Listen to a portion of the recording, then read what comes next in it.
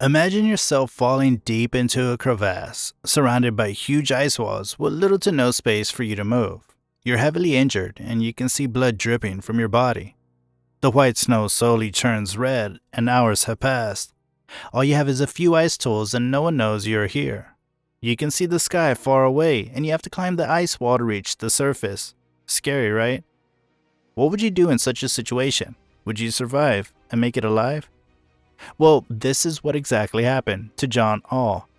Before we get to know more about him, smash the subscribe button and press the bell icon to never miss a single video from Mountaineers. John All is an experienced climber who went with his team to explore Mount Himlung as Everest was affected by an avalanche and later on got closed. Mount Himlung is located on the border of Tibet and Nepal. It's near Annapurna. There were 3 of them, including John. As one amongst them was not feeling fit to finish the climb, she needed medical assistance, and Jake, a teammate of John, agreed to take her back to base camp. John decided to stay there and complete the climb, but little did he know that he would be facing a horrifying accident in just a few hours. It was a sunny day, and John headed to collect water for his coffee. Along with that, he wanted to acquire some snow samples. He did not carry any of his equipment, as in his mind, he would return to his camp shortly. As he was collecting snow samples, he fell deep into a crevasse, and he was blacked out. He was severely injured, and his shoulder was dislocated. His shoulder and arm were broken. A block of ice held his upper body, leaving his legs suspended in the air.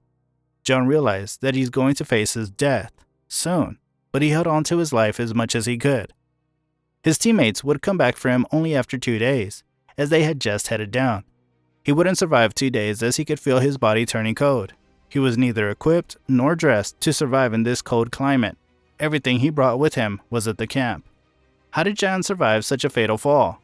Press the like button to know more about it. John suddenly remembered the research camera he had with him. He started recording himself in a situation. He fell into the crevasse while he was collecting snow samples. He realized that along with the sample, he had his ice tools with him.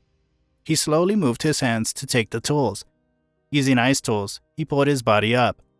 It was quite difficult for him to pull his body weight with his injury. He was unable to see through one eye as blood was dripping onto his eyelids. He was 70 feet down and he had to climb up to reach his camp. It seemed like a never-ending journey.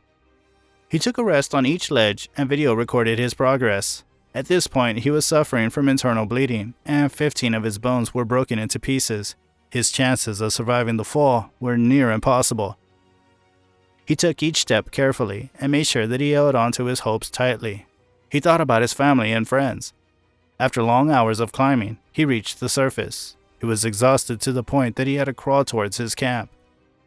He wanted to quench his thirst, but he was unable to open the canteen of water with his one hand. He spent a night without water and food.